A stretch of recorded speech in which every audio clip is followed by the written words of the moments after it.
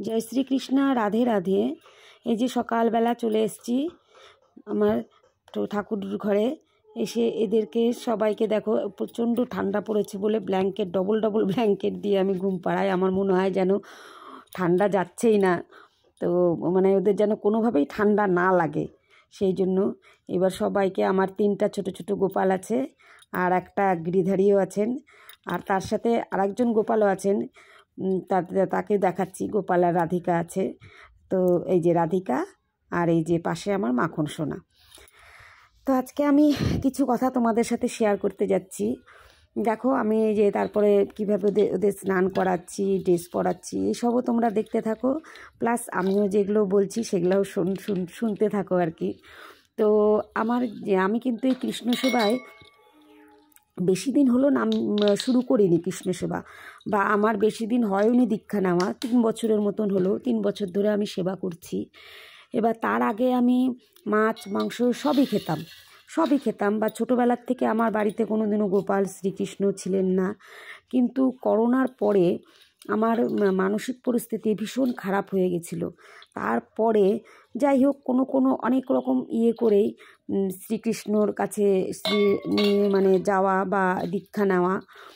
কিন্তু যখন থেকে গোপাল এসছে আমার বাড়িতে, যখন থেকে আমি কৃষ্ণ সেবাটা নিয়েছি, মানে সম্পূর্ণরূপে আর কি কৃষ্ণ সেবা করি সারাদিন, তো এই যে আনন্দটা, এই আনন্দটা একটা অসীম আনন্দ, এটা আমি বলে বুঝাতে পারবো না যে কীরকম আনন্দ। আগে রান্নাবান্না, ডেলি তো রান্নাবান্না করতে হয়, আগেও ডেলি রান্নাবান্না করতাম, ডেলি ভাত খেতাম, ডেলি সব কিছু করতাম, কিন্তু সেই আনন্দ পেতাম না, বা ডেলি রান্না করতে করতে একটা বোর ফিল হয়ে যাওয়া, ধুর আজকে রান্না করব না। কিন্তু এখন যখন মনে হয় যে আমি তো এই রান্নাটা নিজের জন্য করছি না, আমি আমার কৃষ্ণের জন্য করছি, একটা আলাদাই আনন্দ। সকাল থেকে ওনাদের সেবা, ওনাদের সকাল থেকে স্নান করানো, ওনাদের জামাকাপড় পরানো, ওনাদের শৃঙ্গার, বাল্যভোগ, দুপুরের সেবা, সন্ধ্যার সেবা, আবার রাতের সেবা, এই কৃষ্ণ সেবায় যে পরম আনন্দ, সেটা সত্যি অন্য কোনো ভগবানের সেবাতে পাওয়া যায় না।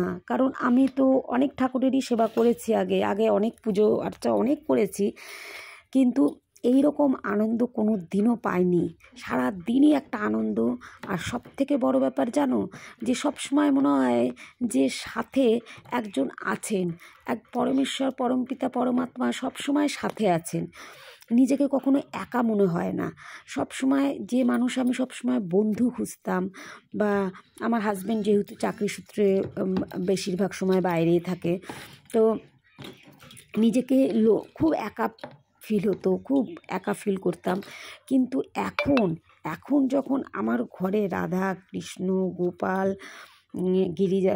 গিরিধারী সবাই যখন আছেন, তখন আমার আর কিছু মনেই হয় না যে আমি একা। কোনো বন্ধু, কোনো কিছুরই মনে হয় না যে আর দরকার আছে জীবনে। তাদের সাথে আমি নিজের প্রতিটা সুখ দুঃখ সব কিছু শেয়ার করি।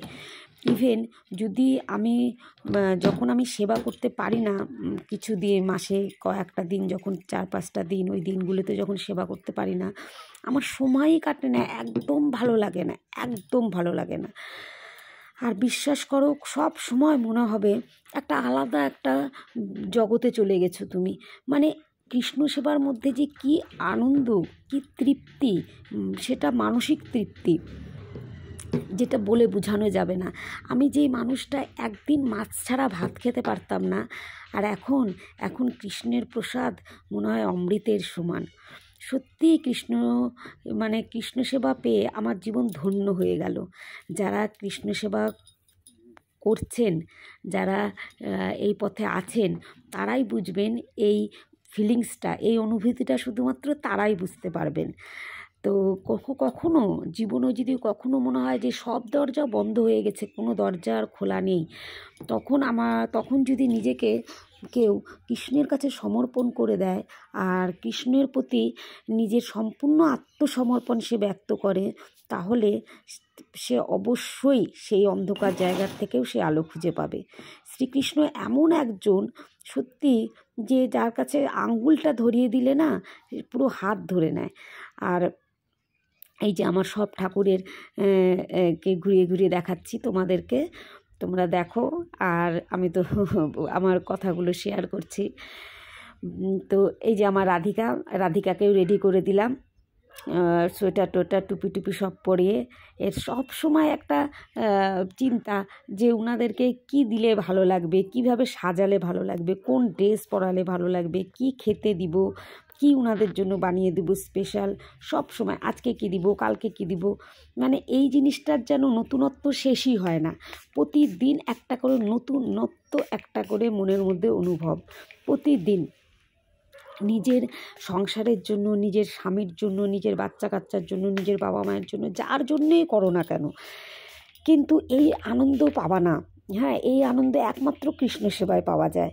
আর প্রতিটা দিন তাদেরকে একটা নতুনভাবে সাজানো, তাদেরকে কি করে খুশি করব, আরও বেশি তাদেরকে কি করে তাদের ভজন করব, এই যে এই জিনিসগুলো চিন্তা আসে মাথায়, নতুন আরও কিছু শিখি।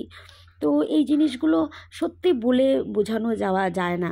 তাই যখন কেউ বলে না যে এই যে আজকে তোমরা ভোগ দর্শন করে নাও, পুজো শেষ, আরতি করাও শেষ, তো অনেকেই বলে যে কৃষ্ণ সেবা করে। আমাকে অনেকে বলে এত ছোট বয়সে তুমি সব ছেড়ে দিয়েছো, এত অল্প বয়সে। আমি খুব একটা, আমার বয়স না, যাই হোক, কিন্তু আমি যদি এখন থেকে ওনাকে না ধরি তাহলে কি শেষ বয়সে পাবো? যখন মানুষ শেষ বয়সে চায় ঠাকুরকে, যখন মানুষ শেষ বয়সে চায় ঠাকুরকে, তার জন্য ঠাকুরকে এখন থেকেই ধরতে হবে।